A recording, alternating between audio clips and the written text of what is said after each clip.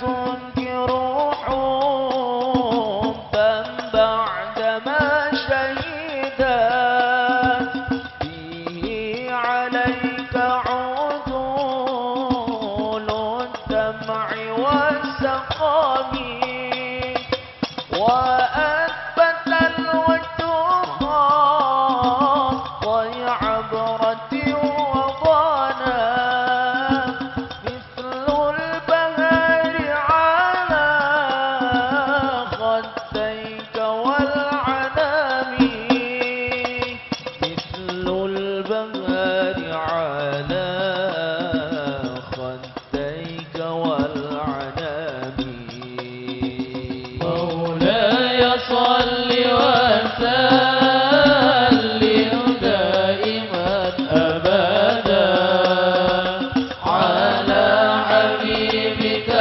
خير الخلق كلهم هو الحبيب الذي ترجى شفاعته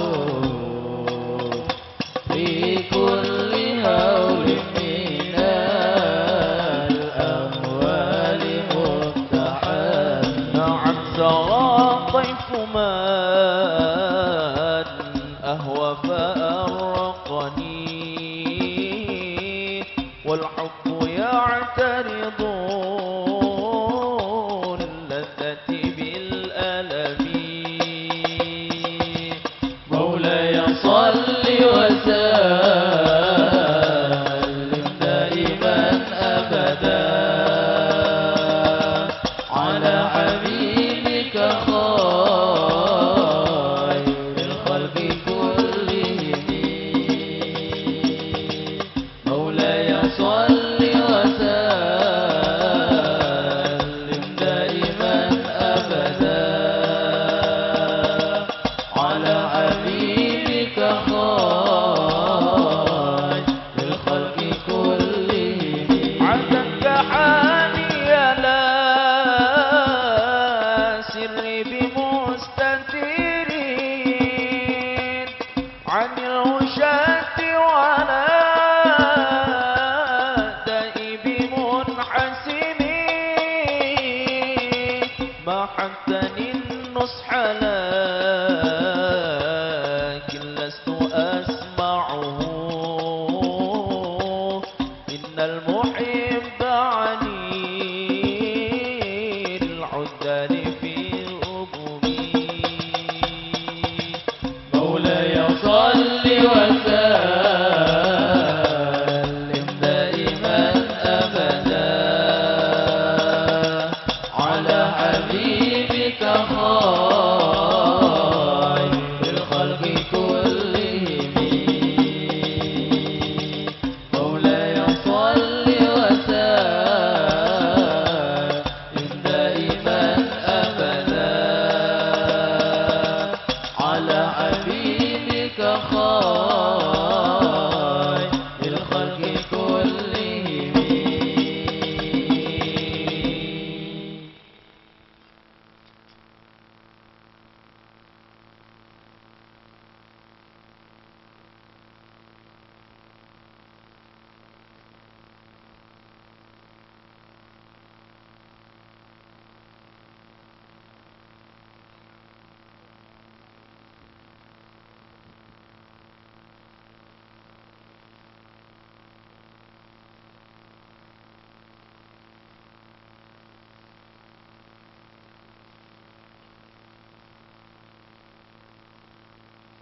إني اتهمت نصيح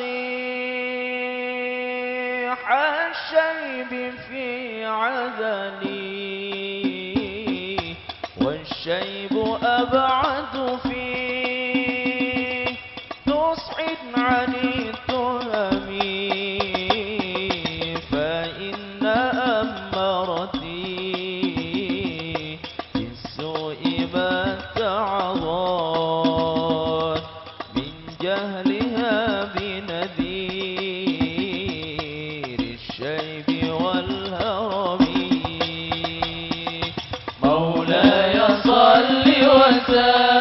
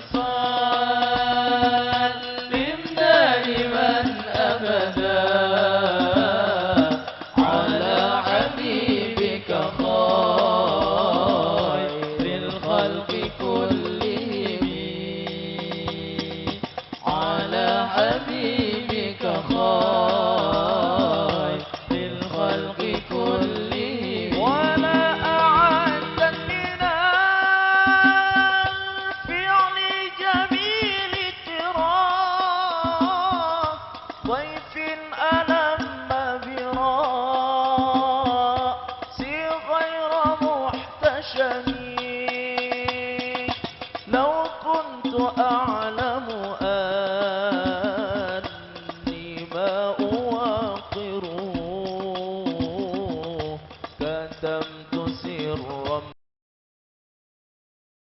بدا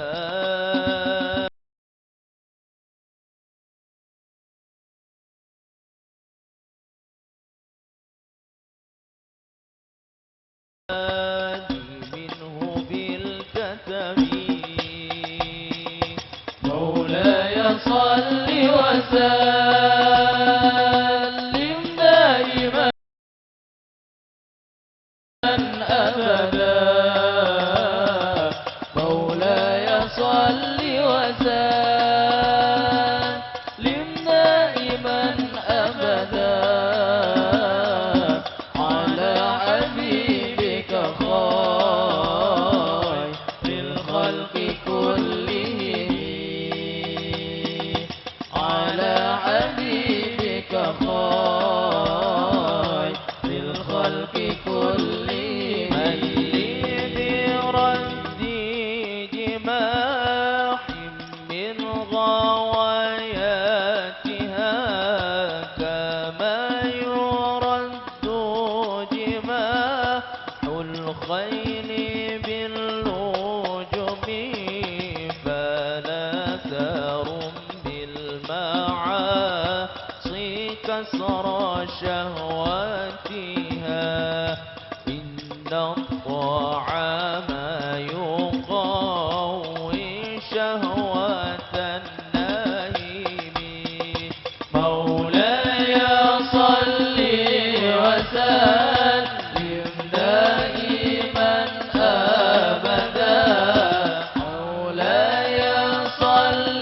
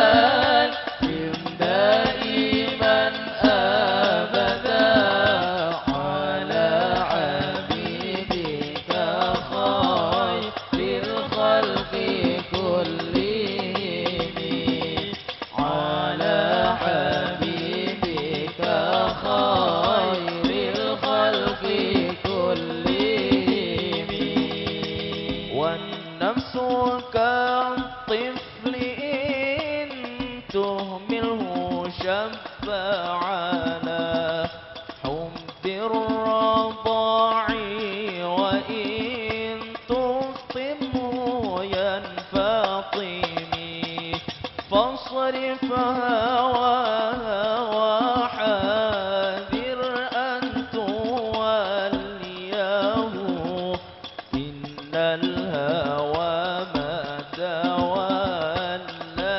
يسمي أو يصيب مولاي صل وسلم دائما أبدا مولاي صل وسلم دائما أبدا على حبيبك خير الخلق كلهم على حبيبك خير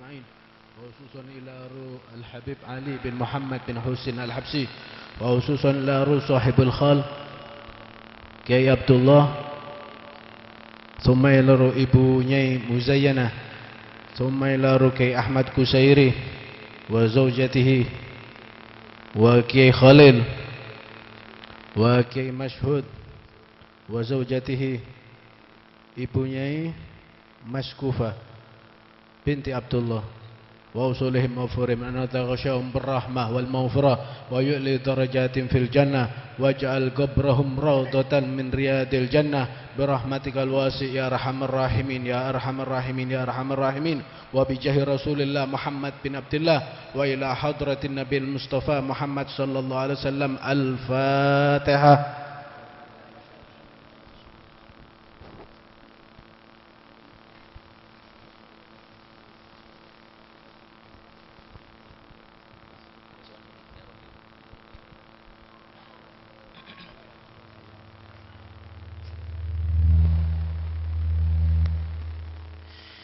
فيا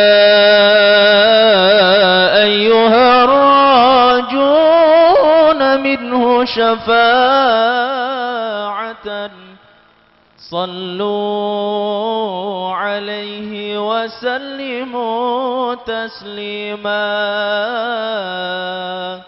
اللهم صل وسلم وبارك عليه. ويا أيها المشتاقون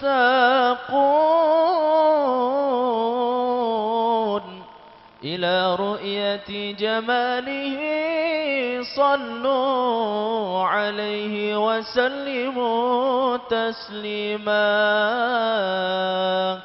اللهم صل وسلم وبارك عليه. يا من يخطب وصاله يقظة ومناما صلوا عليه وسلموا تسليما. اللهم صل وسلم وبارك عليه. يا ربي صل على محمد أشرف بدر في الكون أشراق. يا ربي صل على محمد. يا ربي صل عليه وسلم. يا ربي صل على محمد أكرم داع يدعو إلى الحق. يا ربي صل على محمد. يا ربي صل عليه وسلم. يا ربي صل على محمد المصطفى الصادق المصدق. يا ربي صل على محمد. يا ربي صل عليه وسلم. يا ربي صل على محمد أحلى الورى منطقا وأصداق. يا ربي صل على محمد. يا ربي صل عليه وسلم. يا ربي صل على محمد أفضل من بالتقى تحقق. يا ربي صل على محمد.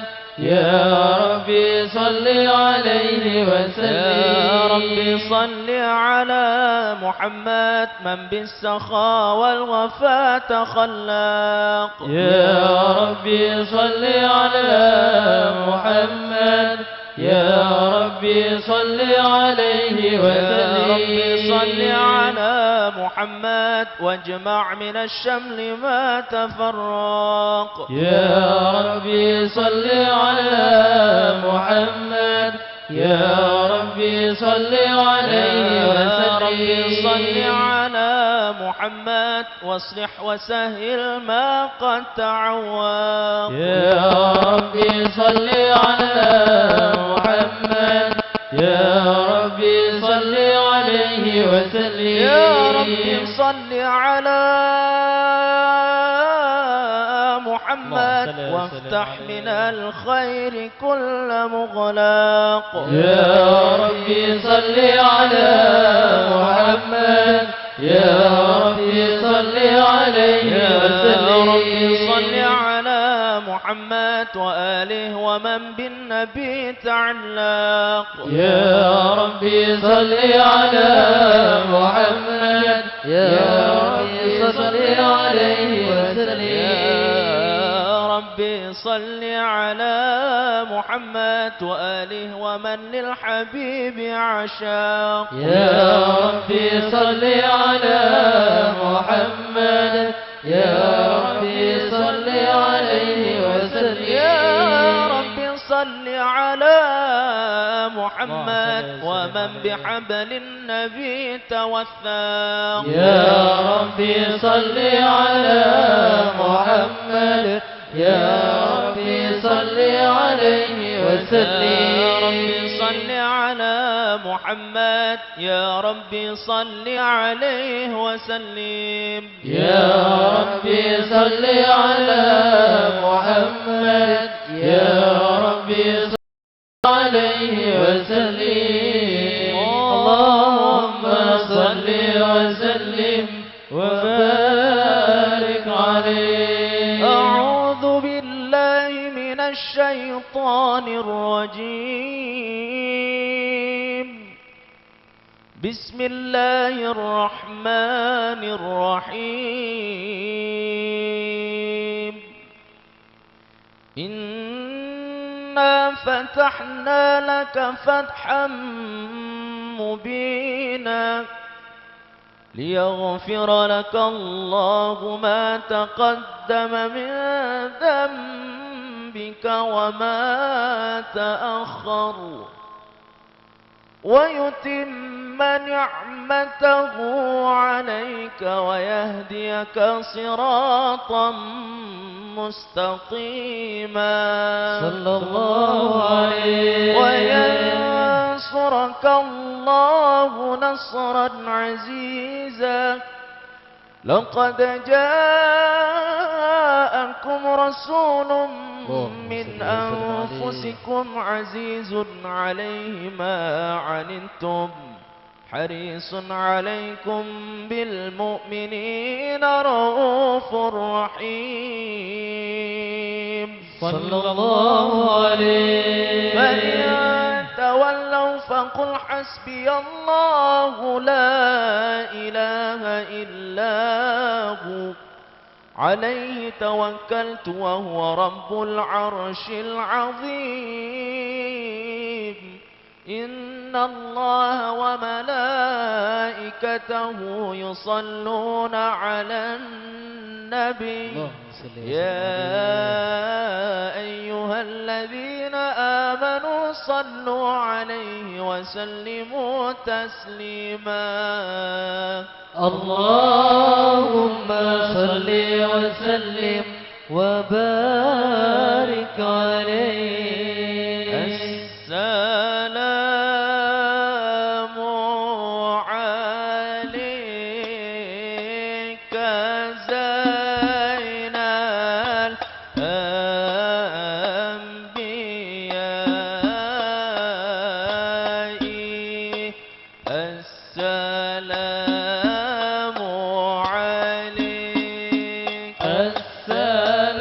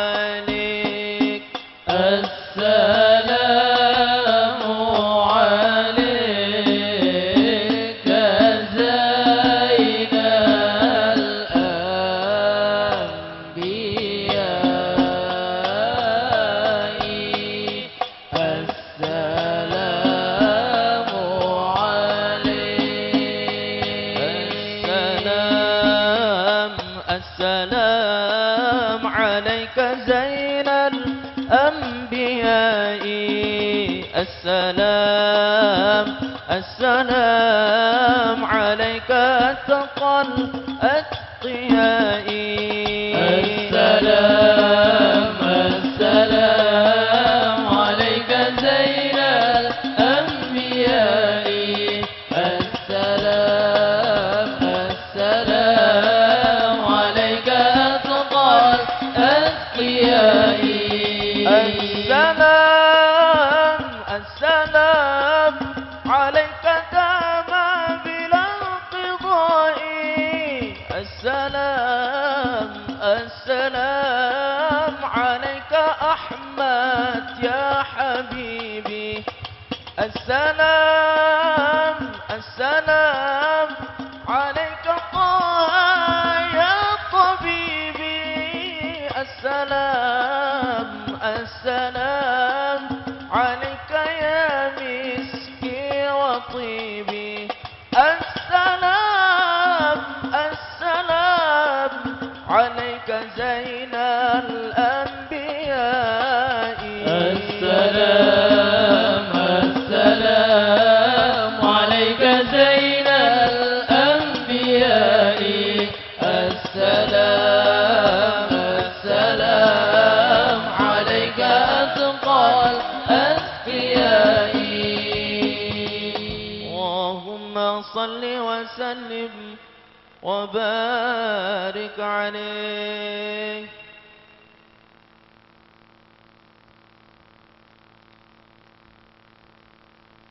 اللهم صل وسلم وبارك عليه وعلى آله.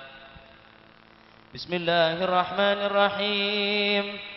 الحمد لله القوي سلطانه الواضح برهانه المبسوط في الوجود كرمه وإحسانه صلى الله عليه تعالى مجده وعظم شانه خلق الخلق لحكمة وطوى عليها علمه وبسط لهم من فائض المنة ما جرت به في أقدار القسمة صلى الله عليه فأرسل إليهم أشرف خلقه وأجل عبيده رحمة تعلقت إرادته الأزلية بخلق هذا العبد المحبوب فانتشرت آثار شرفه في عوالم الشهادة والغيوب صلى الله عليه فما أجل هذا المن الذي تكرم به المنان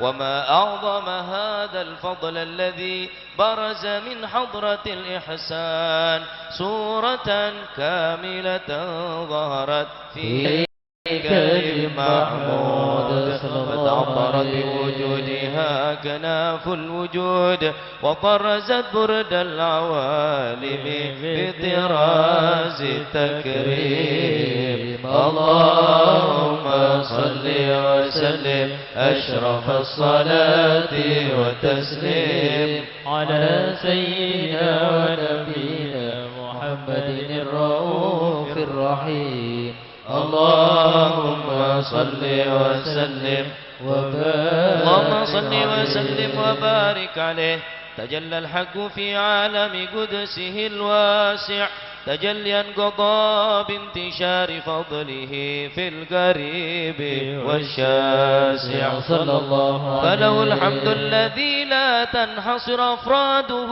بتعداد ولا يمل تكراره بكثرة ترداد حيث أبرز من عالم الإمكان صورة هذا الإنسان صلى الله عليه يتشرف بوجود الثقلان وتنتشر أسراره في الأكوان فما من سر اتصل به قلب منيب إلا من سوابه فضل الله على هذا الحبيب صلى الله عليه يا لقلب سروره قد توالى بحبيب أمن لنا ما نوالا جل من شرف الوجود بنور غمر الكون بهجة وجمالا قد ترقى في الحسن على مقام وتناهى في مجده وتعالى لهضت العيون فيما اجتلته بشرا كاملا يزيء الضلال وهو من فوق علم ما قد رأت رفعة في شؤونه وكمالا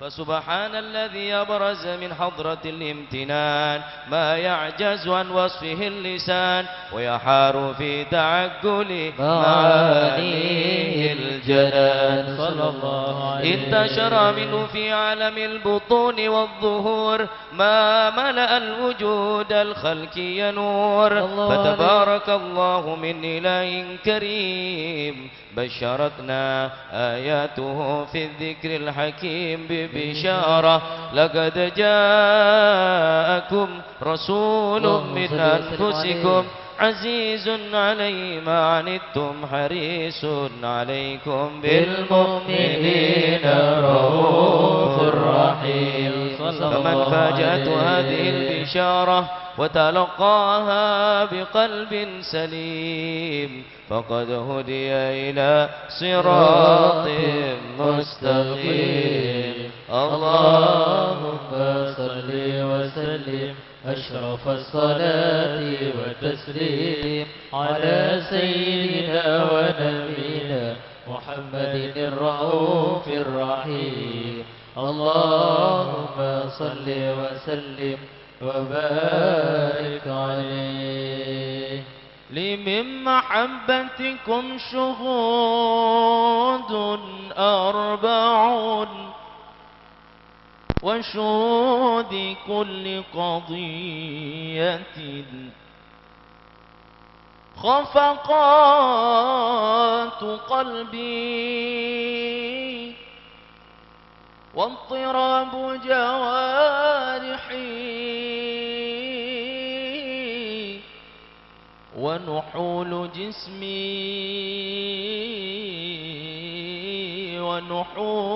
جسمي وانعقاد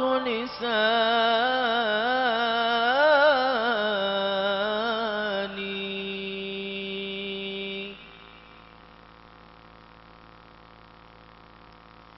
أنا أنتمي لمحمد شأني وكل موحد وشعارنا في المولد لمحمد أنا أنتمي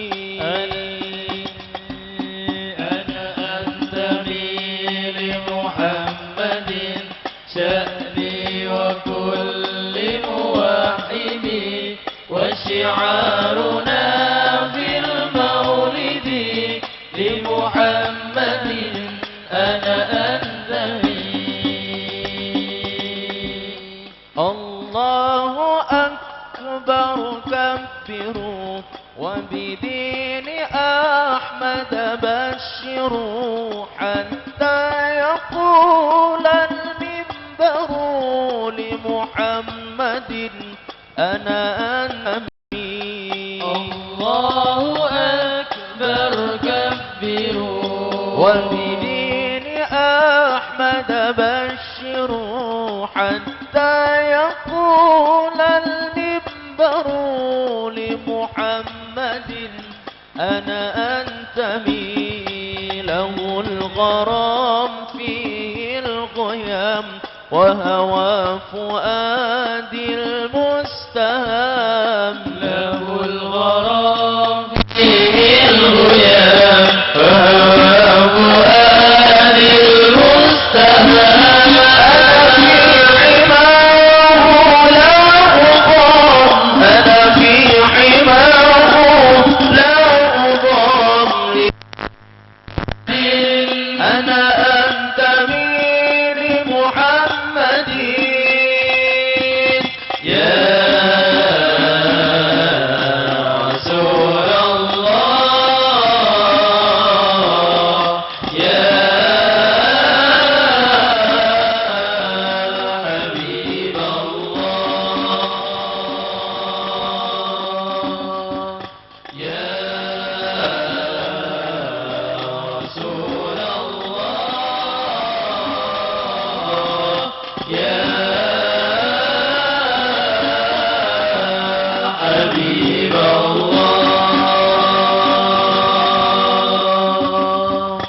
أنا مسلم ملء الفم ناديت خير معلمي يا خير من وطئ الثرى لك سيدي أنا أنتمي أنا مسلم ملء الفم ناديت خير معلمي يا خير من وطئ الثرى لك سيدي لك سيدي أنا أنتمي يا مسلم بترنمي بالحب صل وسلمي يا مسلم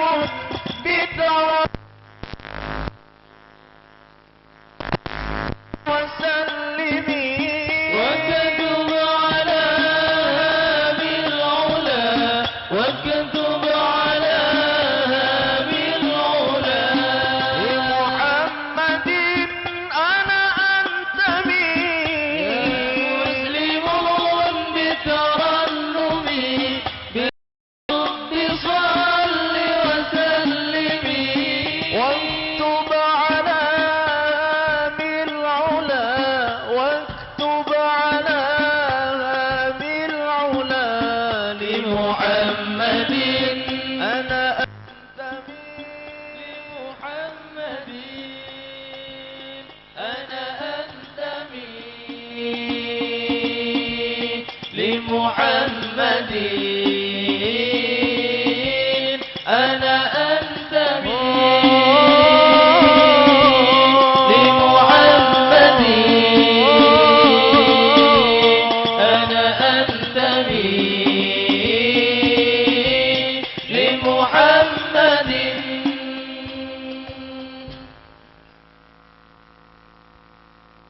اللهم صل وسلم وبارك عليه وعلى آله ومنذ علقت بي هذه الدرة المكنونة والجوهرة المصونة والكون كله يصبح ويمسي في سرور وابتهاج صلى الله عليه بقرب ظهور شراك هذا السراج والعيون متشوفة إلى بروزه متشوقة إلى التقاط جواهر كنوزه صلى الله عليه وكل دابة لقريش نطقت بفصيح العبارة معلنة بكمال البشارة وما من حامل حملت في ذلك العام إلا أتت في حملها بغلام من بركات وسعادة هذا الإمام صلى الله عليه ولم تزل الأرض والسماوات متضمخة بعطر الفرح بملاقات أشرف البريات وبروزه من عالم الخفاء إلى عالم الظهور بعد تنكله في البطون والذور صلى الله عليه فأظهر الله في الوجود بهجة التكريم وبسط في العالم الكبير مائدة التشريف والتعظيم ببروز هذا البشر الكريم اللهم صل وسلم أشرف الصلاة والتسليم على سيدنا ونبينا محمد الرؤوف الرحيم اللهم صل وسلم وبارك عليه. اللهم صل وسلم وبارك عليه وعلى آله.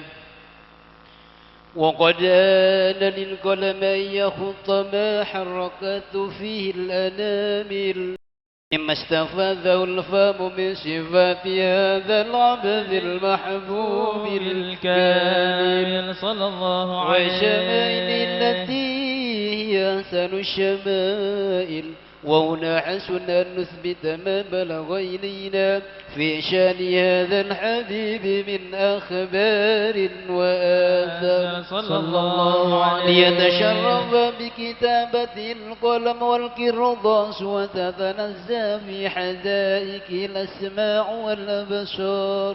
وقد بلغنا في الأحاديث المشهورة أن أول شيء خلقه الله والنور المودع في هذه السورة صلى الله عليه. فنور هذا الحبيب أول مخلوق برز في العالم، ومنه تفرع الوجود وخلقا بعد خلق فيما حدث وما تقال.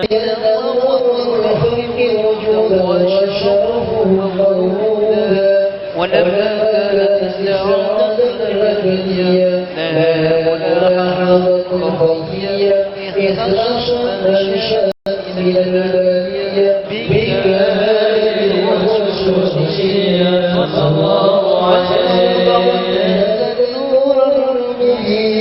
أصل وبطون ما شرفته من العالمين، فتنقل هذا النور من صلب آدم ونوح وإبراهيم عليه السلام حتى يض العلم القديم إلى من خصصته بالتكريم أبيه الكريم عبد الله بن عبد المطلب ذي القدر العظيم، وأمه التي هي في المخاوف السيدة الكريمة آمنة، فتلقى سر عبد الله فأخذ إلى بطنها صلى الله عليه وقضى الشيطان محافظة على حق ذي الضرر وصومها فحفظ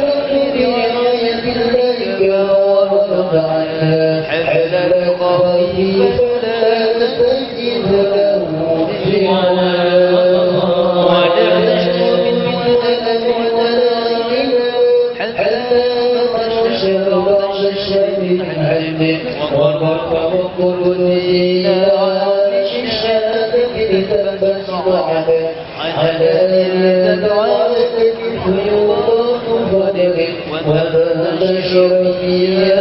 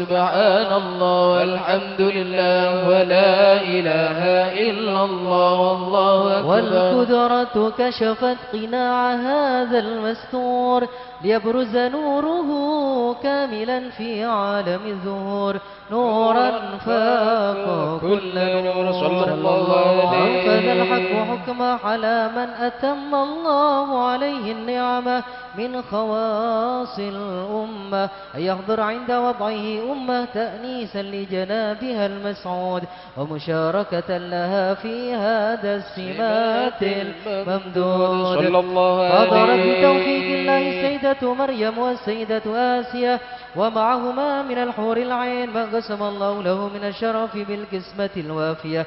فات الوقت الذي رتب الله على حضوره وجود هذا المولود صلى الله عليه. فانفلق صبح الكمال من النور عن عمود وبرز الحامد المحمود مدعنا لله بالتعظيم والسجود. صلى الله على محمد صلى الله عليه وسلم.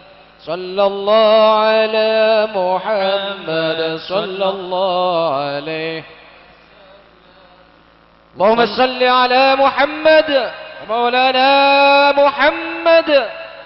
يا نبي سلام عليك، يا رسول سلام عليك، يا حبيب سلام عليك.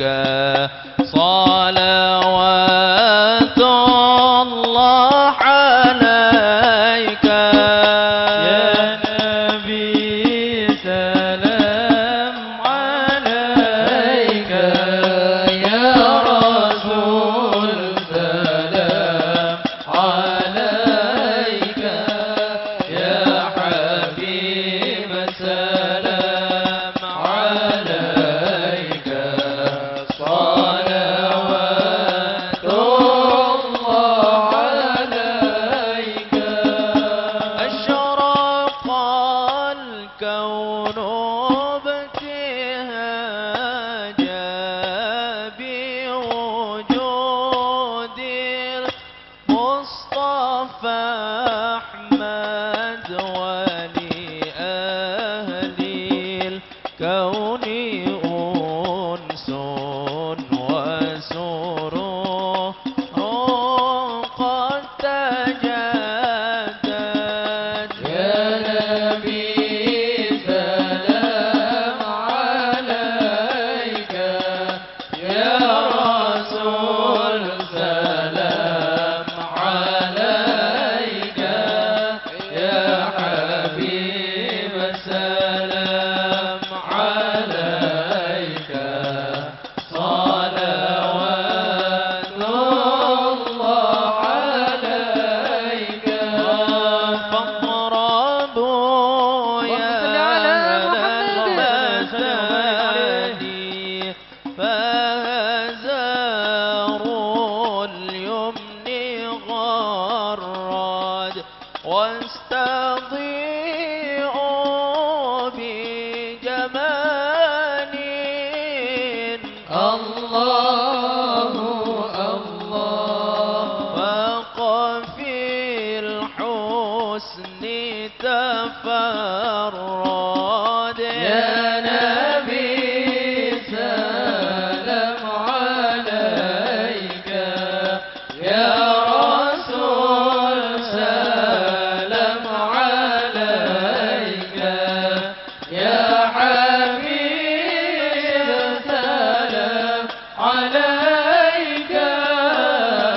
الله الله صلوات الله عليك. ولنا البشرى بسعد مستمر ليس ينفد، حيث أوتينا عطاء جمع الفخر المؤبد. صلى الله عليك يا نبي، صلى الله عليك يا رسول، يا جد الحسن والحسين. صلى الله عليك يا نبي. كل حمد جل أن يحصره العاد، مرحبا بوجود المصطفى الهادي محمد يا نبي سلام عليك يا رسول سلام عليك يا حبيب سلام عليك صلوات الله عليك مرحبا يا رسول الله أهلا مرحبا بك إن بك نسعد مرحبا مرحبا يا نور العين مرحبا مرحبا جد الحسين مرحبا وبجاهه يا إلهي مرحبا جود وبلغ كل مقصد مرحبا مرحبا يا نور العين مرحبا مرحبا جد الحسين واهدنا نهج سبيله مرحبا مرحبا كي بقينا السعد ونور الشاد مرحبا مرحبا مرحبا يا نور العين مرحبا مرحبا مرحبا جد الحسين الله مرحبا مرحبا ربي بلغنا بجاه في جواري خير مقعد وصلاة الله توشى أشرف الرسل محمد يا نبي سلام عليك يا رسول سلام عليك يا حبيب سلام عليك صلوات الله عليك صلاة الله تغشى أشرف الرسل محمد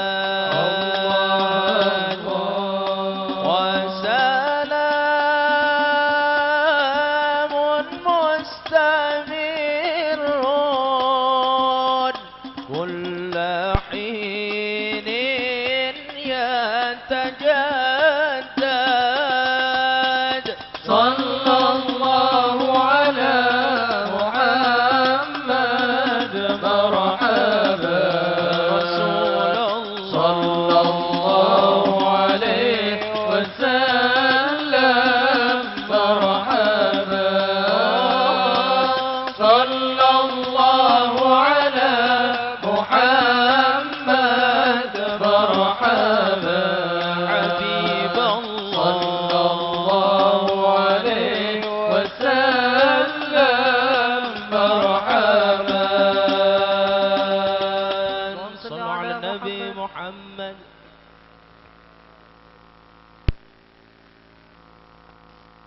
السلام عليكم ورحمة الله وبركاته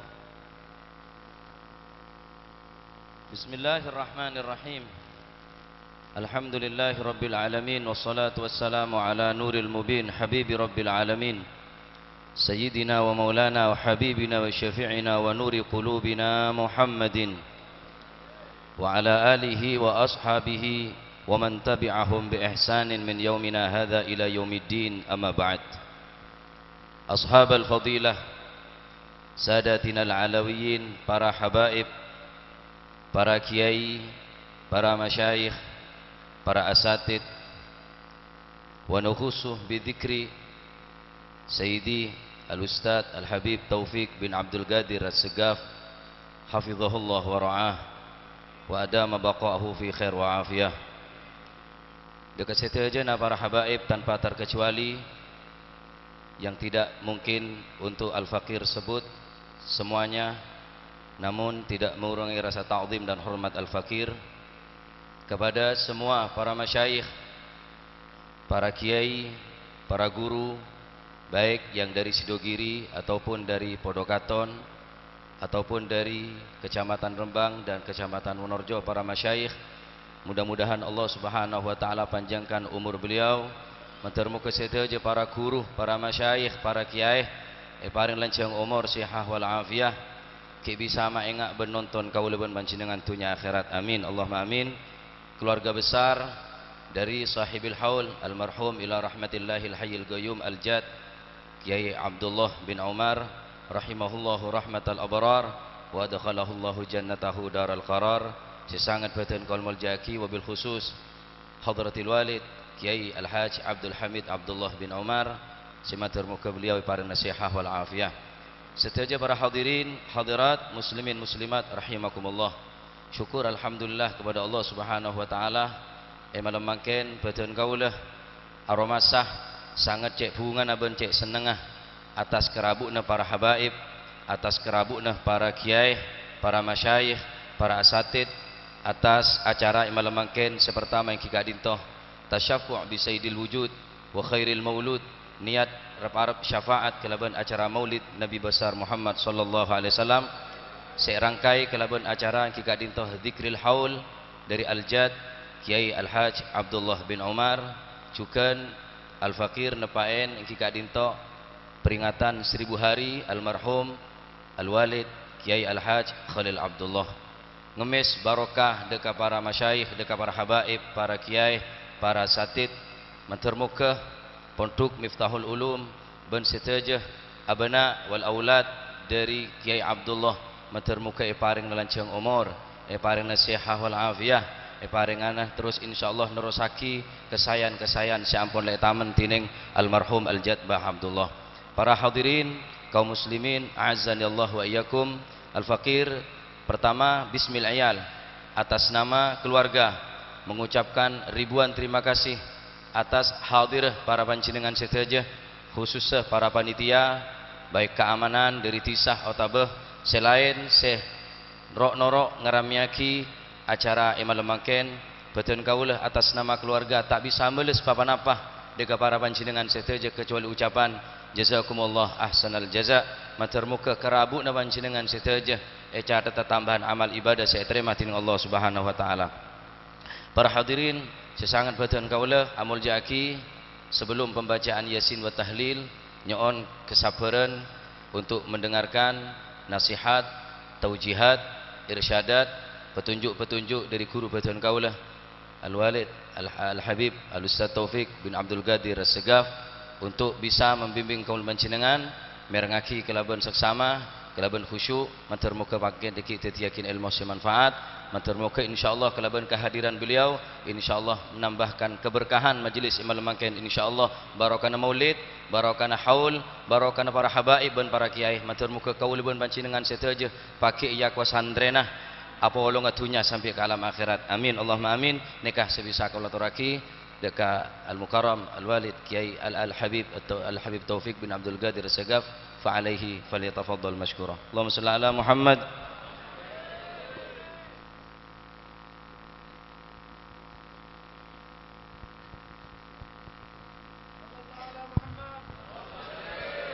Assalamualaikum warahmatullahi wabarakatuh. Bismillah walhamdulillah wassalatu wassalamu ala rasulillah Sayyidina Maulana Muhammad bin Abdullah wa ala alihi wa sahbihi wa man walah wa la hawla wa la quwwata illa billah, amma ba'd. Allah subhanahu wa ta'ala berfirman dalam Al-Quran, Inna allaha wa malaikatahu yusalluna ala nabi يا أيها الذين آمنوا صلوا عليه وسلموا تسليما. Innallaha, sesungguhnya Allah, wa malaikatahu, dan para malaikat Allah, yusalluna 'alan nabi, bersalawat kepada Nabi Muhammad sallallahu alaihi wasallam. Kalau kita perhatikan ayat ini ada sirah tasyrikiyah. Allah dan malaikat bersalawat kepada Nabi. Padahal diriwayatkan pernah ada satu khatib berbicara di zaman Nabi. Berbicaranya begini: man yuti'illaha wa rasulahu yuthibhu, wa man ya'sihima yu'aqibhu.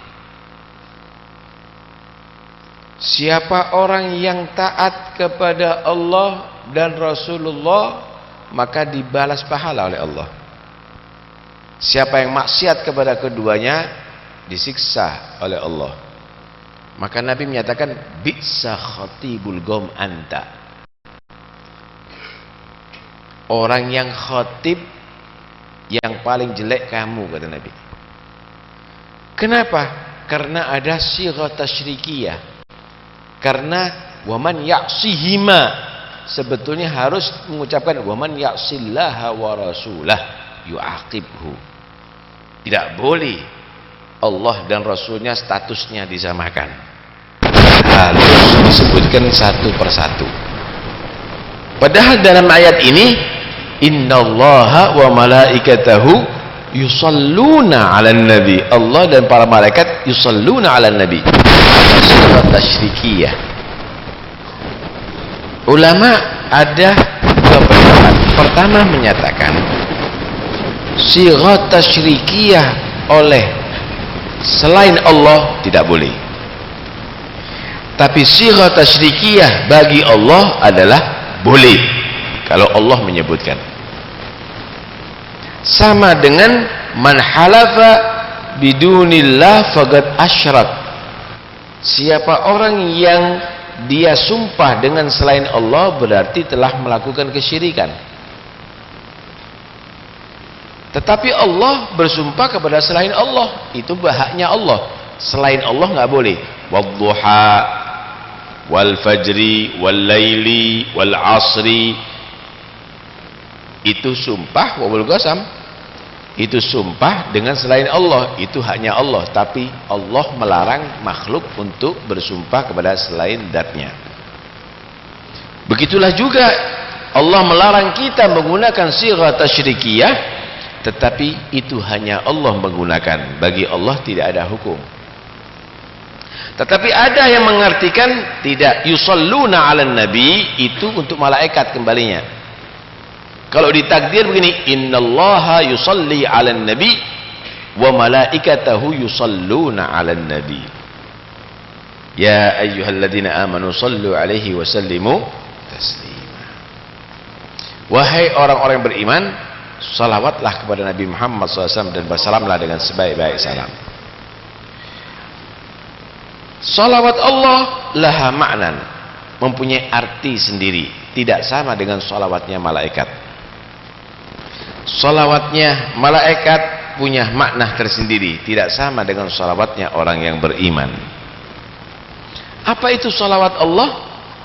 Salawat Allah yaitu rahmatuhu 'ala nabi sallallahu alaihi wasallam al-makruna bi ta'zim lahu sallallahu alaihi wasallam. Rahmatnya Allah yang diberikan kepada Nabi, tapi rahmat mengagungkan Nabi Muhammad sallallahu alaihi wasallam. Rahmat yang paling khusus, Pak. Rahmat itu ada rahmat umum, rahmat ammah, wa rahmati wasi'at kulla syai'. Hatta orang kafir juga dirahmati oleh Allah Subhanahu wa taala. Tetapi rahmat khusus ada. Untuk Nabi bukan rahmat khusus lagi, rahmat istimewa. Kenapa? Allah memberikan keagungan kepada Nabi Muhammad sallallahu alaihi wasallam. Bagaimana tidak, Nabi dijadikan Sayyidul Anbiya wal Mursalin, pemimpin para nabi dan para rasul. Itu termasuk rahmat Allah al-magruna bit-ta'zim. Dijadikan beliau juga khatamun nabiyyin. Maka Muhammadun aba ahadin min rijalikum walakin Rasulullah wa khataman, penutup para nabi. Kalau nabi-nabi yang sebelumnya, syariat ternasakh dengan nabi yang setelahnya. Ada yang menjadikan penerus, ada yang dijadikan untuk memansuh syariat yang sebelumnya. Tapi syariat Nabi Muhammad tidak bisa dinasakh, saudara. Kenapa? Khatamun nabiyyin, penutup daripada para nabi. Dijadikan Nabi Muhammad SAW Habiballah, kekasih Allah, khairul khalqi ajma'in, sebaik-baik makhluk secara keseluruhan. Dijadikan Nabi SAW namanya magrun bi ismihi SAW, namanya bersanding dengan nama Allah Subhanahu wa taala. Wa rafa'na laka dzikrak, aku angkat sebutan kamu wahai Muhammad sallallahu alaihi wasallam. Ai ma dzukirtu illa dzukirta ma'i. Allah mengatakan tidak aku disebut kecuali kamu harus disebut wahai Muhammad sallallahu alaihi wasallam. Karena itu setiap adzan asyhadu an la ilaha illallah, maka setelahnya disebut asyhadu anna Muhammadar Rasulullah. Padahal yang jadi Rasul bukan hanya Nabi Muhammad. Setiap kita tasyahud dalam salat mengucapkan asyhadu an la ilaha illallah, maka kita ucapkan asyhadu anna Muhammadar Rasulullah. Setiap nama Allah disebut, maka disebut nama Nabi Muhammad sallallahu alaihi wasallam. Wa rafa'na laka dzikrak. Belum lagi Allah Subhanahu wa taala menyempurnakan nikmatnya kepada beliau, wa yutimma ni'matahu 'alaika wa yahdiyaka siratan, dan banyak sekali wa kana fadlullah 'alaika 'azima, keagungan yang Allah berikan kepada Nabi Muhammad adalah sangat besar, sangat istimewa. Itulah salawat Allah kepada Nabi Muhammad sallallahu alaihi wasallam. Derajatnya Nabi ini dari Allah, bukan tingkatannya, derajatnya bukan setiap tahun sekali naik pangkat Nabi itu, bukan setiap bulan sekali, saudara, bukan setiap minggu sekali, bukan setiap hari, bahkan setiap detik, setiap nafas naik pangkat Rasulullah. Karena itu sebagian ahli tafsir mengartikan walal akhiratu khairul laka minal ula, ay walal lahdatul akhiratu khairul laka minal lahdatil ula. Detik kamu yang terakhir lebih baik daripada detik kamu yang pertama, wahai Muhammad. Semakin naik pangkatnya Nabi, naik dan seterusnya. Salawatnya para malaikat ad-du'a lahu, para malaikat berdoa kepada Nabi Muhammad sallallahu alaihi wasallam. Berdoa untuk apa? Berdoa untuk selalu Nabi Muhammad sallallahu alaihi wasallam mendapatkan tempat yang teristimewa di sisi Allah Subhanahu wa taala. Kalau bahasa sekarang, para malaikat itu supporter Nabi Muhammad sallallahu alaihi wasallam di sisi Allah. Pendukung berat Nabi Muhammad di sisi Allah. Adapun salawatnya orang beriman, al-istighfar lahu, memohonkan ampun untuk Nabi Muhammad sallallahu alaihi wasallam dari umatnya. Emangnya kebanyakan dosa Nabi? Bukan. Nabi itu dimintakan ampun untuk oleh kita umatnya kepada Allah, itu hanya semata-mata supaya kita mendapatkan ampunan Allah. Jadi sebenarnya kita ini nggak sholawat, cukup Allah sudah memberikan sholawat kepada Nabi. Untuk apa?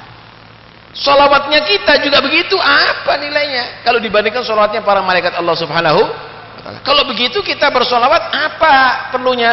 Perlunya supaya kita diampuni dosanya oleh Allah Subhanahu wa ta'ala. Perlunya supaya kita mendapatkan rahmat Allah Subhanahu wa ta'ala. Tanpa sholawat Anda, Nabi sudah dapat sholawat Allah.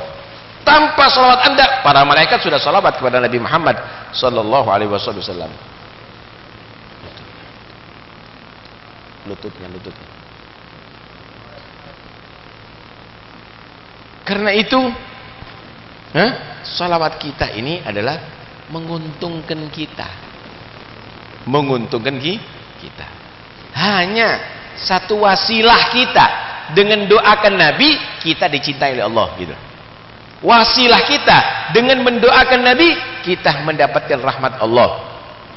Wasilah kita dengan mendoakan Nabi, kita mendapatkan mahabbatullah, cinta Allah. Pernah Nabi SAW keluar dari dalam rumahnya dalam keadaan sangat berseri-seri. Sahabat tanya, ya Rasulullah, belum pernah aku melihat Anda seceriah sekarang. Kenapa ya Rasulullah? Naam, atani Jibril wa akhbarani. Tadi datang kepadaku Jibril memberi kabar kepada aku, anna man shalla alayya marratan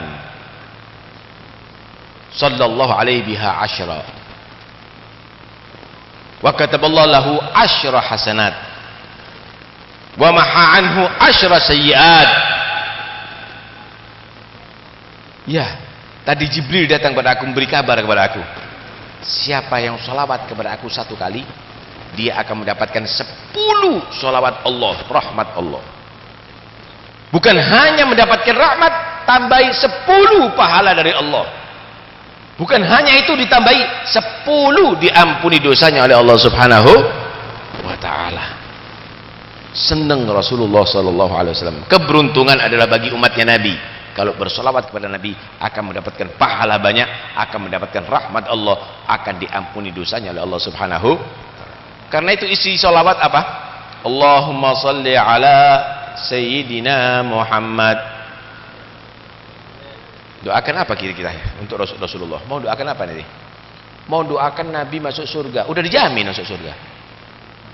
Mau doakan Nabi supaya diampuni dosanya Allah? Udah diampuni dosanya Allah. Liyaghfir laka Allah ma taqaddama min dzambika wa ma ta'akhkhar. Mau doakan apa?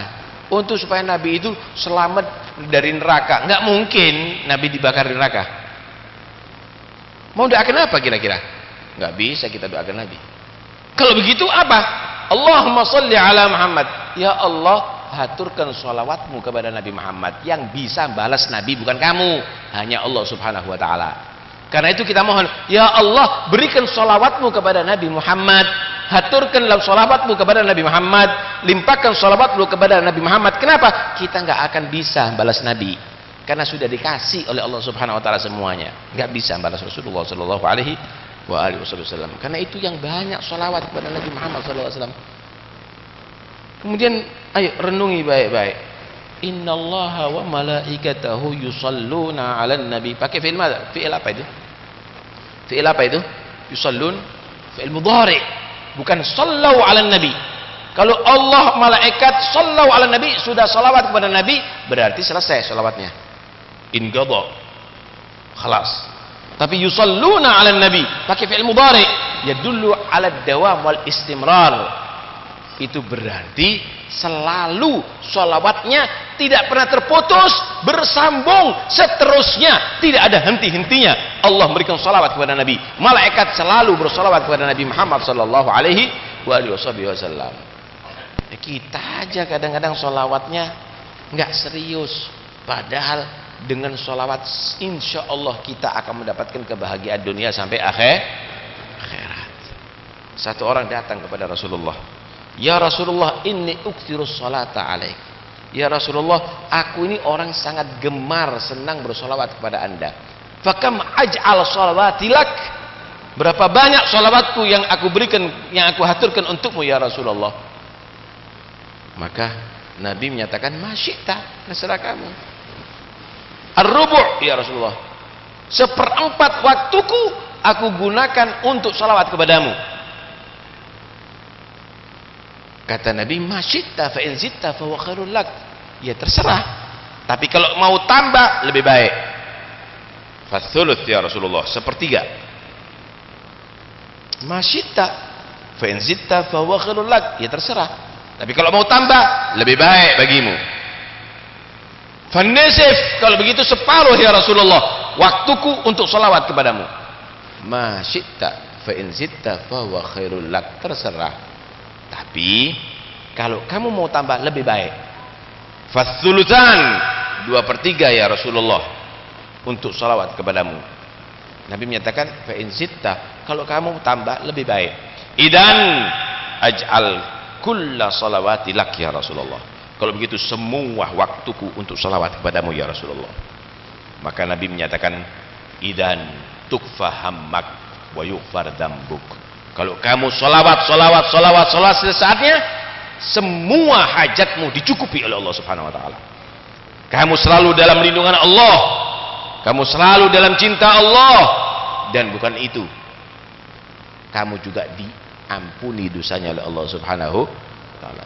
Sholawat terus Bapak, sholawat terus. Anda nyetir mobil sholawat, Anda pakai sepeda motor sholawat, yang pergi ke Tegal ke sawah macul sholawat, perempuan yang goreng yang masak sholawat, insya Allah semua hajat akan dibereskan oleh Allah. Yang punya utang cepat bayar utang, yang dalam kesulitan akan dimudahkan oleh Allah Subhanahu wa taala. Sholawat. Lu sampai dibuatkan maulid kadang-kadang nggak sholawat. Sini makom ya Nabi sama malaikat, sana rokok gredel. Nggak serius. Sholawat ini jangan hanya jangan hanya berupa suara yang keluar dari mulut kita, tapi dari hari kita. Sholatan yattasilu biha ruhul musalli alaihi bih. Sholawat yang bisa menggabungkan hati orang bersolawat dengan Nabi Muhammad SAW. Seharusnya setiap sholawat Anda itu sudah bisa semakin dekat kepada Nabi SAW. Lalu sholawatnya hanya suara, salam juga begitu. Wasallimu taslima, kata Allah. Ada dua arti sallimu taslima. Ada yang mengartikan at-taslim ay at-ta'ah wal id'an. Patuh kepada Nabi Muhammad SAW. Sholawat tapi nggak patuh dengan Nabi, tapi maksiat kepada Nabi, tapi nggak nurut kepada Nabi.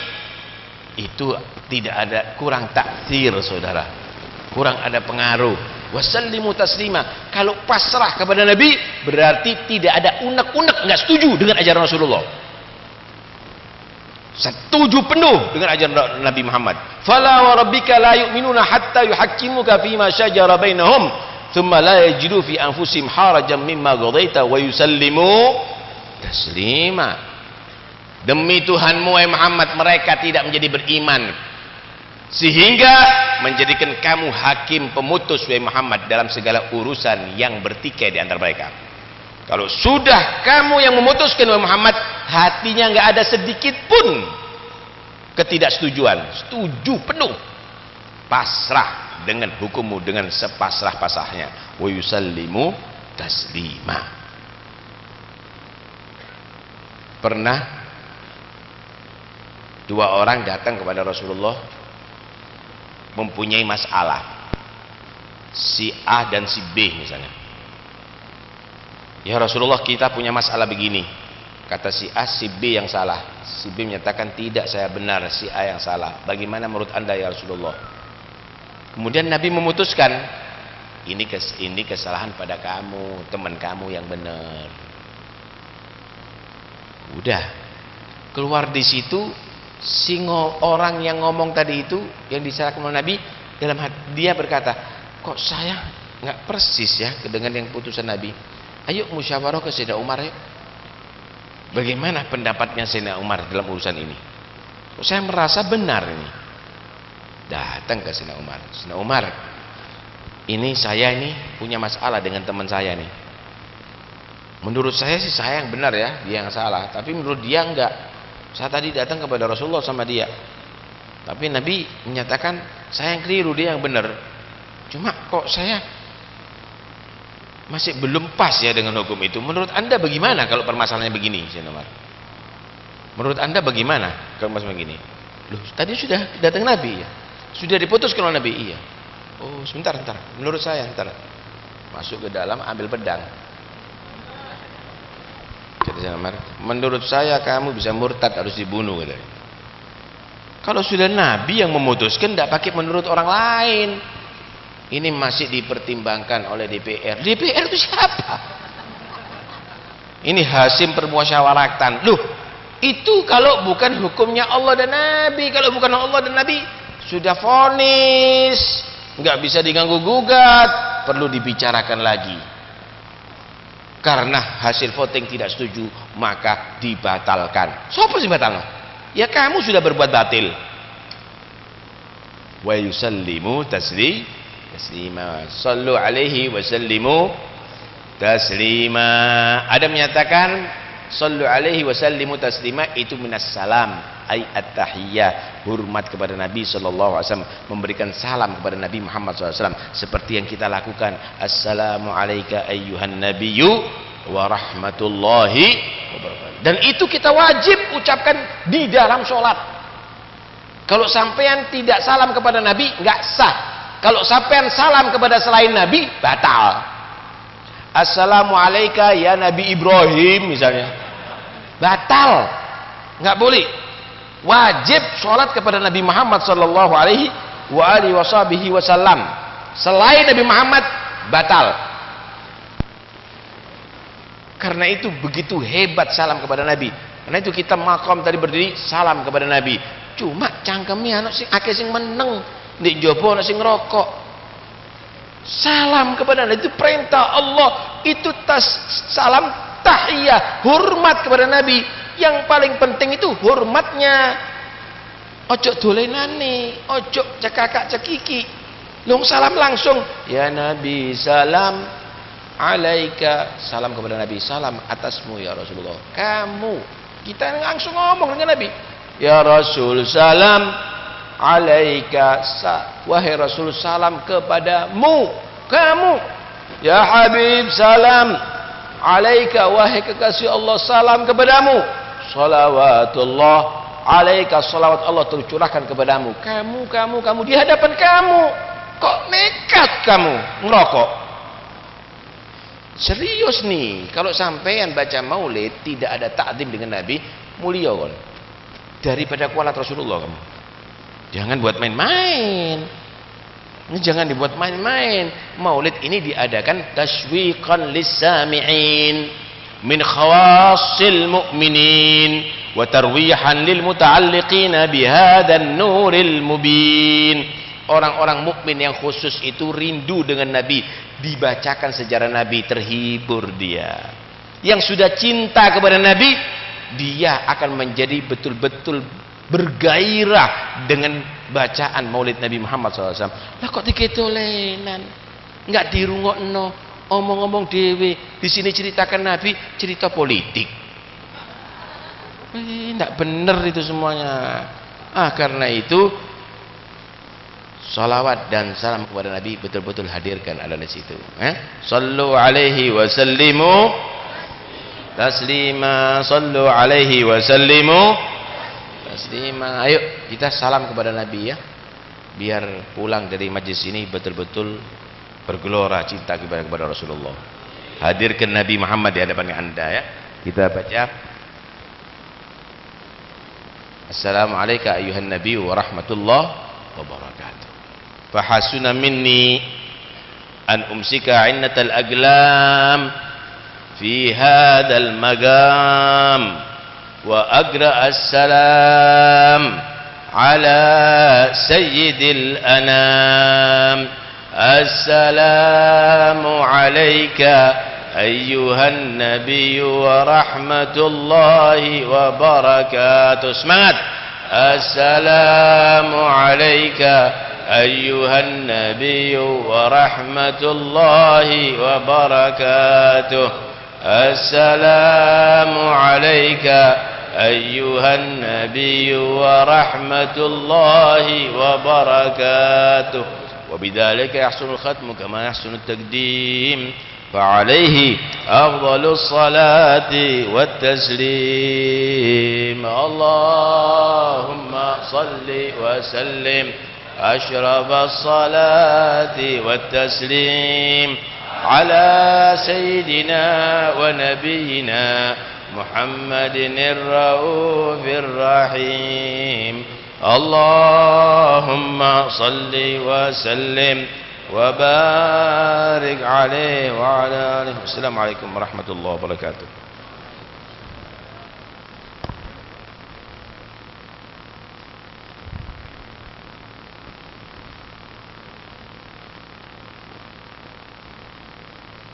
إلى حضرة النبي محمد صلى الله عليه وسلم إلى حضرة عبد الله بن عمر بن حضرة خالد بن عبد الله أزواجهم وذرياتهم وسورهم يوم السليم الشهداء الصالحين وإلى حضرة أينما كانوا من مشارق الأرض إلى مغاربها في بريا بريا وشيخ عبد القادر الجيلاني رضي الله عنه بسر أسرار الفاتحة. أعوذ بالله من الشيطان الرجيم. بسم الله الرحمن الرحيم. الحمد لله رب العالمين الرحمن الرحيم مالك يوم الدين إياك نعبد وإياك نستعين اهدنا الصراط المستقيم صراط الذين أنعمت عليهم غير المغضوب عليهم ولا الضالين. رب اغفر لي ولوالدي وللمؤمنين آمين. بسم الله الرحمن الرحيم. ياسين والقرآن الحكيم إنك لمن المرسلين على صراط مستقيم تنزيل العزيز الرحيم لتنذر قوما ما أنذر آباؤهم فهم غافلون. لقد حق القول على أكثرهم فهم لا يؤمنون. إنا جعلنا في أعناقهم أغلالا فهي إلى الأذقان فهم مطمحون. وجعلنا من بين أيديهم سدا ومن خلفهم سدا فأغشيناهم فهم لا يبصرون. وسواء عليهم أنذرتهم أم لم تنذرهم لا يؤمنون. إنما تنذر من اتبع الذكر وخشي الرحمن بالغيب وبشره بمغفرة وأجر كريم.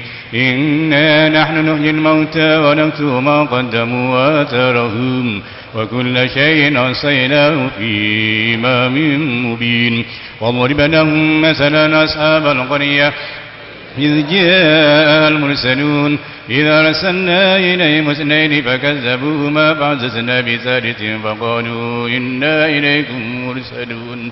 قالوا ما أنتم إلا بشر مثلنا وما أنزل الرحمن من شيء إن أنتم إلا تكذبون. قالوا ربنا يعلم إنا إليكم لمرسلون وما علينا إلا البلاغ المبين. قالوا إنا تطيرنا بكم لئن لم تنتهوا لنرجمنكم وليمسنكم منا عذاب أليم. قالوا ضائركم معكم أئن ذكرتم بل أنتم قوم مسرفون. وجاء من أقصى المدينة رجل يسعى قال يا قوم اتبعوا المرسلين اتبعوا من لا يسألكم أجرا وهم مهتدون. وما لي لا أعبد الذي فضلني وإليه ترجعون.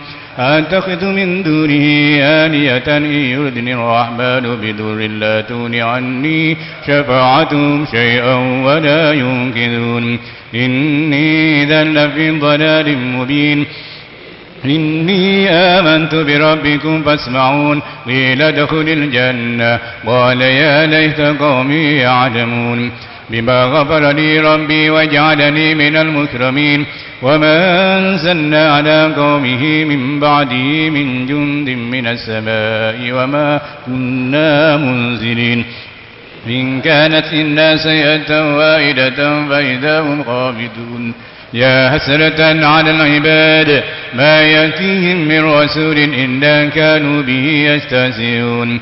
ألم يروا كما أهلكنا قبلهم من القرون أنهم إليهم لا يرجعون.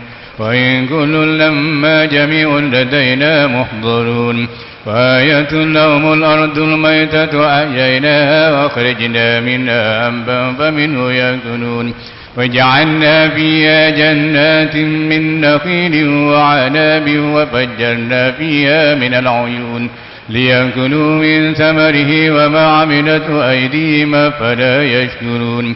سبحان الذي خلق الأزواج كلها مما تنبت الأرض ومن أنفسهم ومما لا يعلمون. وآية لهم الليل نسلخ منه النار فإذا هم مظلمون. والشمس تجري لمستقر لها ذلك تقدير العزيز العليم. والقمر قدرناه منازل حتى عاد كالعرجون القديم. لا الشمس ينبغي لها أن تدرك القمر ولا الليل سابق النهار وكل في فلك يسبحون وآيات لهم أنا حملنا ذريتهم في الفلك المشحون وخلقنا لهم من مثله ما يركبون وإن نشأ نغرقهم فلا صريخ لهم ولا هم ينقذون إلا رحمة منا ومتاعا إلى حين وإذا قيل لهم اتقوا ما بين أيديكم وما خلفكم لعلكم ترحمون وما تأتيهم من آية من آيات ربهم إلا كانوا عنها معرضين وإذا قيل لهم أنفقوا مما رزقكم الله قال الذين كفروا للذين آمنوا أنطعم أنه يشاء الله أطعمه إن أنتم إلا في ضلال مبين ويقولون متى هذا الوعد إن كنتم صادقين ما ينظرون إلا سيئة واحدة تأخذهم وهم يخصمون فلا يستطيعون توصية ولا إلى أهلهم يرجعون ونفخ في الصور فإذا هم من الأجداث إلى ربهم ينسلون قالوا يا ويلنا من بعثنا من مرقدنا هذا ما وعد الرحمن وصدق المرسلون إن كانت إلا سيئة واحدة فإذا هم جميع لدينا محضرون فاليوم لا تظلم نفس شيئا ولا تجزون إلا ما كنتم تعملون إن أصحاب الجنة اليوم في سرر فاكهون هم وأزواجهم في ظلال على الأرائك متكئون لهم فيها فاكهة ولهم ما يدعون سلام قولا من رب رحيم وامتازوا اليوم أيها المجرمون ألم عهد إليكم يا بني آدم أن لا تعبدوا الشيطان إنه لكم عدو مبين وأن اعبدوني هذا صراط مستقيم ولقد أضل منكم جبلا كثيرا أفلم تكونوا تعقلون هذه جهنم التي كنتم توعدون اصلوها اليوم بما كنتم تكفرون اليوم نختم على أفواههم وتكلمنا أيديهم وتشهد أرجلهم بما كانوا يكسبون ولو نشاء لطمسنا على أعينهم فاستبقوا الصراط فأنى يبصرون ولو نشاء لمسخناهم على مكانتهم فما استطاعوا مضيا ولا يرجعون ومن نعمره ننكس في الخلق أفلا يعقلون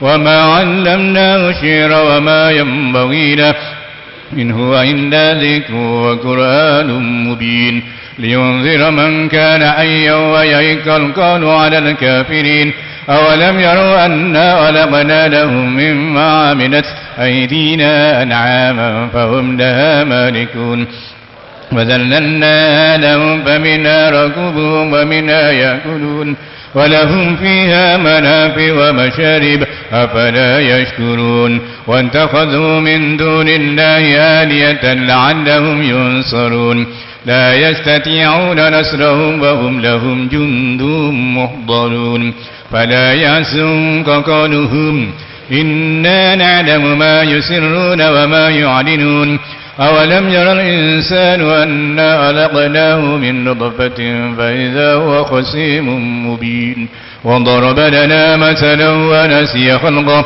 قال من يحيي العظام وهي رميم قل يحيي الذي أنشاها أول مرة وهو بكل خلق عليم الذي جعل لكم من الشجر الأخضر نارا فإذا أنتم منه توقدون أوليس الذي خلق السماوات والأرض بقادر على أن يخلق مثلهم بلى وهو الخلاق العليم إنما أمره إذا أراد شيئا أن يقول له كن فيكون فسبحان الذي بيده ملكوت كل شيء وإليه ترجعون أفضل الذكر قول لا إله إلا الله حي موجود لا إله إلا الله حي معبود لا إله إلا الله حي معبود لا إله إلا الله لا إله إلا الله لا إله إلا الله لا إله إلا الله لا إله إلا الله لا إله إلا الله لا إله إلا الله لا إله إلا الله لا إله إلا الله لا إله إلا الله إلا الله لا إله إلا الله لا إله إلا الله لا إله إلا الله لا إله إلا الله لا إله إلا الله لا إله إلا الله لا إله إلا الله لا إله إلا الله لا إله إلا الله لا إله إلا الله لا إله إلا الله لا إله إلا الله لا إله إلا الله لا إله إلا الله لا إله إلا الله لا إله إلا الله لا إله إلا الله إلا الله لا إله إلا الله لا إله إلا الله لا إله إلا الله لا إله إلا الله لا إله إلا الله لا إله إلا الله لا إله إلا الله محمد رسول الله صلى الله عليه وسلم لا إله إلا الله محمد رسول الله صلى الله عليه وسلم لا إله إلا الله محمد رسول الله صلى الله عليه وسلم عليها نحيا ونموت وبها نبعث إن شاء الله تعالى من الآمنين لا إله إلا الله لا إله إلا الله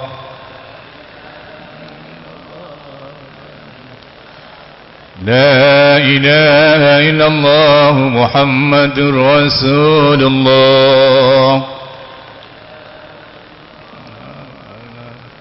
لا إله إلا الله محمد حبيب الله لا إله إلا الله على النبي صلاة الله لا إله إلا الله على النبي سلام الله اللهم صل على سيدنا محمد اللهم صل عليه وسلم اللهم صل على سيدنا محمد يا رب صل عليه وسلم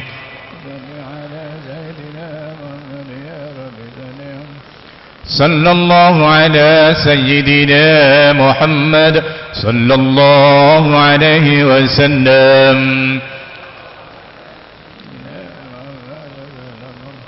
سبحان الله وبحمده سبحان الله العظيم سبحان الله وبحمده سبحان الله العظيم سبحان الله وبحمده سبحان الله العظيم سبحان الله وبحمده سبحان الله العظيم يا الله يا الله يا الله يا الله يا الله يا الله يا الله يا الله يا الله يا رحمن يا الله يا رحيم يا الله يا رحمن يا الله يا رحيم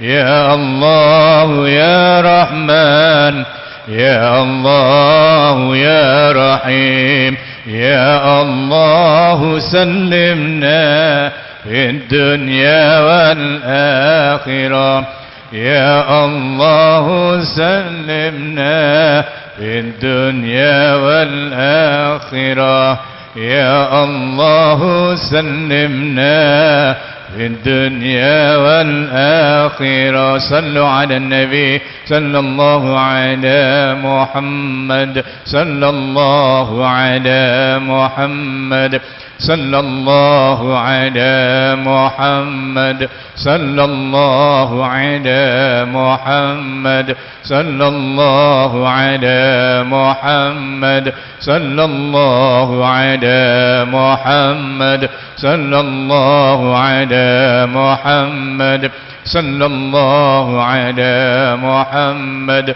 صلى الله على محمد اللهم صل على حبيبك سيدنا مولانا محمد وعلى آله وصحبه وبارك وسلم أجمعين.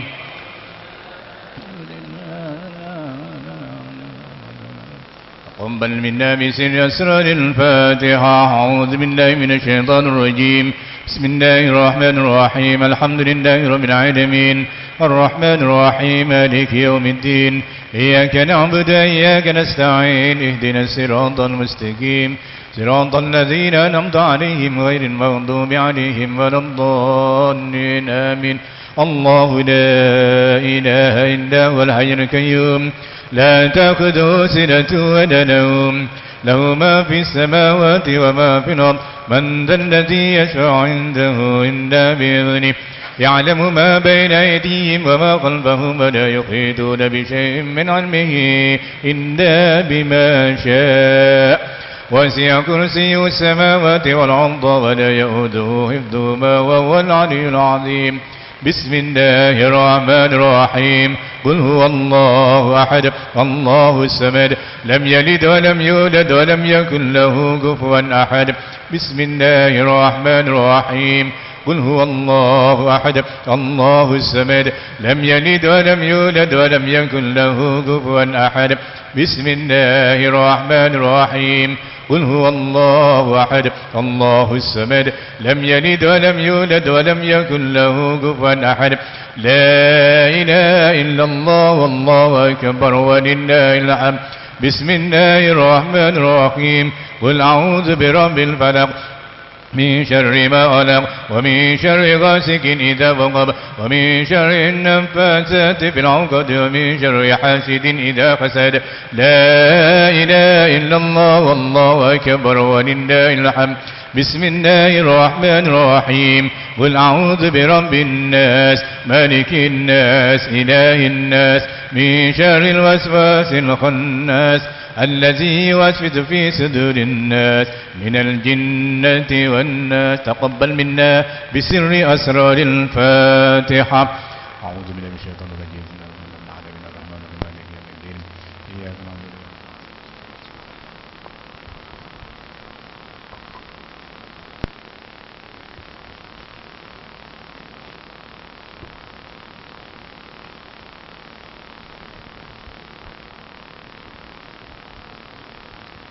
بسم الله الرحمن الرحيم. اللهم صل وسلم على سيدنا محمد وعلى اله وصحبه اجمعين الحمد لله رب العالمين. اللهم اصلنا تقبل منا ما قرأه من القرآن العظيم وما هللناه وما سبحناه وما حمدنا هدية واصلها بركة شاملة إلى حضر شفيعنا نبينا محمد صلى الله عليه وسلم جميع إخوانه من الأنبياء والمرسلين ملائكة المقربين المقربين الشهداء الصالحين وجميع أزواجه وذرياته خصوصا لاحق القطب الرباني والغوث الصمداني سيدنا الشيخ عبد القادر الجيلاني وجميع السادات الصوفية جميع الأولياء الكرماء الشهداء الصالحين الصالحات ثم إلى روح جميع آبائنا وأمهاتنا جدنا جداتنا أجدادنا أجدادنا جميع أهل القبور المسلمين المسلمات خصوصا إلى روحي كي أي عبد الله بن إلى روحي كي أي عمر ثم إلى روحي أي معاونة ثم إلى روحي كي أي خليل وأصولهم وفروعهم. اللهم اغفر لهم وارحمهم وعافهم واعف عنهم. اللهم لا تحرمنا أجرهم ولا تفتنا بعدهم واغفر لنا ولهم برحمتك يا أرحم الراحمين. اللهم اجعل لهم فداء من النار وفكاكا لهم من النار وعتقا لهم من النار ونجاة لهم من النار وبراءة لهم من النار، واجعل في قبورهم الضياء والنور والبهج السرور. وصلى الله على محمد وعلى آله وصحبه أجمعين. الحمد لله رب العالمين. فاتحة.